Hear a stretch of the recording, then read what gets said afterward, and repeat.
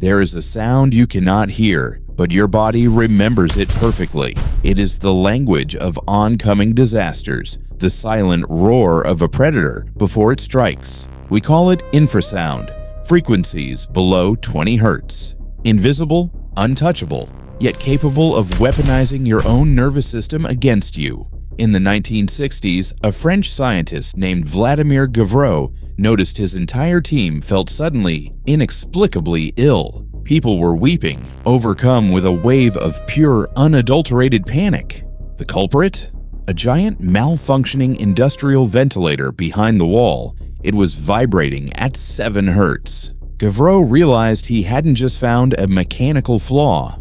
He had discovered a frequency that triggers the human biological panic button. At 7 to 8 hertz, infrasound matches the resonant frequency of our internal organs. It makes your chest cavity vibrate, tricking your brain into thinking the environment is collapsing. Your heart rate spikes. Your vision blurs into ghostly shapes as your eyeballs literally begin to resonate with the air. Modern intelligence agencies didn't ignore this. Acoustic weapons capable of dispersing crowds without a single shot utilize these silent waves to induce instant nausea, disorientation, and overwhelming dread. A phantom terror appearing out of nowhere. But if we look back, the modern military wasn't the first to weaponize the silent spectrum. Deep inside ancient stone temples and subterranean Neolithic caves, archaeologists discovered something chilling. The architecture was deliberately carved to create a standing acoustic wave at exactly 111 hertz. When ancient priests chanted,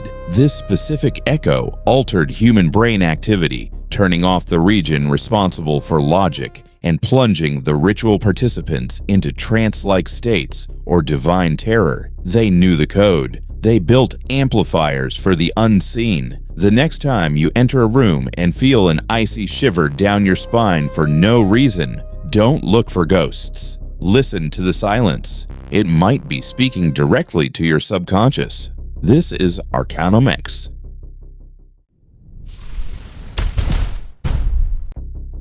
Silence is an illusion.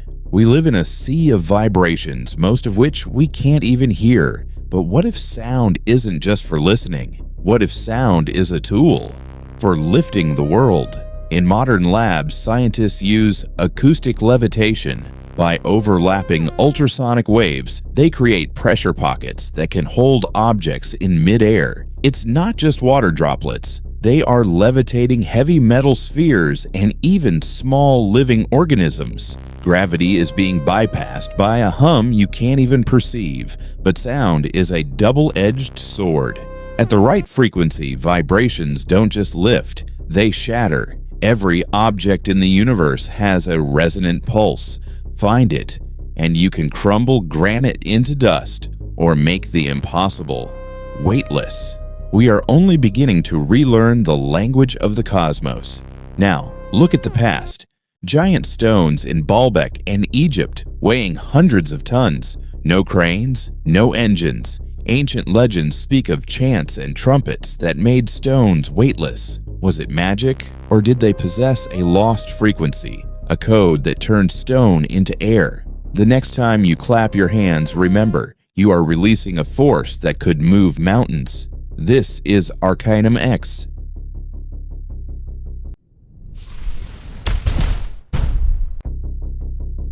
Beneath your feet, a silent conversation is screaming. You walk through a forest and see individual trees, isolated, still, and silent. But that is the ultimate optical illusion. Below the soil, there is a sprawling, organic megacity.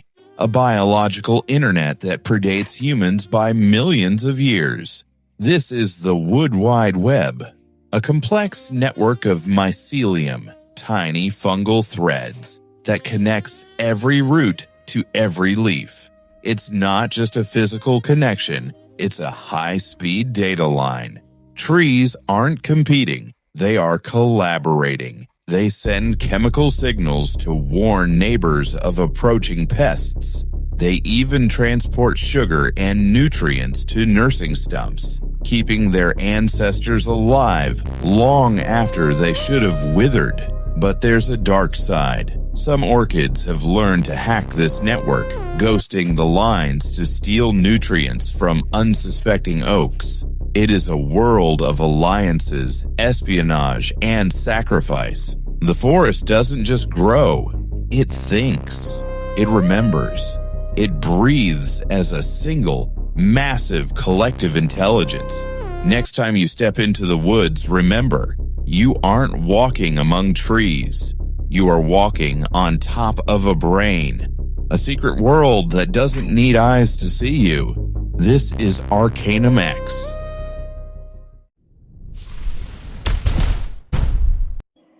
Every night, you surrender your consciousness to a world that doesn't want to be remembered. While you sleep, your brain is working in overdrive, filtering reality and guarding your darkest secrets. You think you're in control, but you're just a passenger in a machine that's constantly rewriting your memories. This is what happens when the lights go out. Welcome to ArcanumX. While you drift into slumber, your brain initiates a violent restoration process. It triggers the glymphatic system, a hidden plumbing network that literally flushes metabolic waste from your neural tissue. If this system fails, toxins build up, leading to cognitive decay. But the real mystery lies in REM sleep.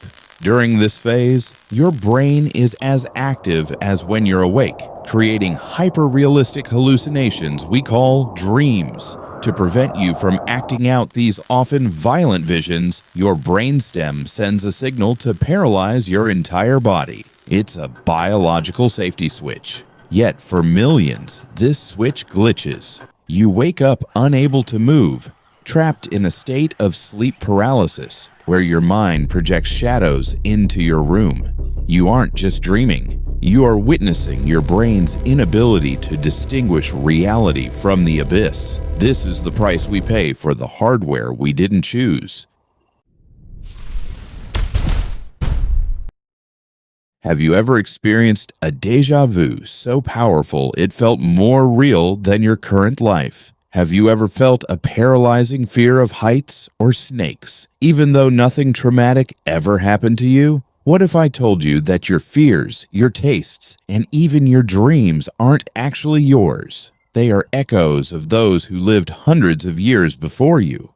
ArcanumX pulls back the curtain on a mystery science has tried to ignore for decades. Welcome to the world of genetic memory. You probably call it epigenetics because it sounds smarter. I prefer to call it a biological ghost story. Take the famous Emory University study. Scientists spent their time teaching mice to fear the scent of cherry blossoms using electric shocks.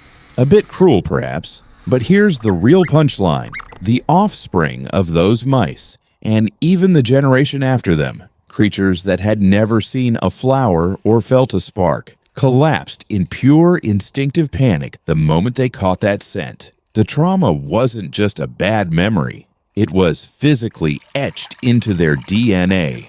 Congratulations, you weren't just born with a brain. You were born with a pre-installed warning manual written in the blood of your ancestors. Think about your so-called personality. That sudden cold sweat when you're near a ledge. That irrational shiver when a spider wanders across the floor. You think that's your phobia? Cute. It's a memory. Somewhere thousands of years ago, your ancestors survived a fall or a bite because their nervous system learned to scream, "Run." And that scream is still echoing in your cells today. Like a broken record, you aren't a blank slate. You're a parchment that's been scribbled over 1,000 times. Every fear you have is just a hand-me-down gift from a dead man you've never met. And it's not just the nightmares. Ever picked up a tool or an instrument and felt like your hands already knew the drill? We like to call it genius to feel special, but usually it's just inherited plumbing. We carry the neural blueprints of master craftsmen and ancient warriors. We are walking museums of human history, and occasionally the exhibits decide they want to take the wheel. So, the next time you feel a strange urge or a paralyzing fear, ask yourself, Is this really you? Or is it just the ghost of some Iron Age peasant living through your eyes? The line between you and your ancestors is thinner than your ego wants to admit. Welcome to ArcanumX. Stay curious, or just stay terrified.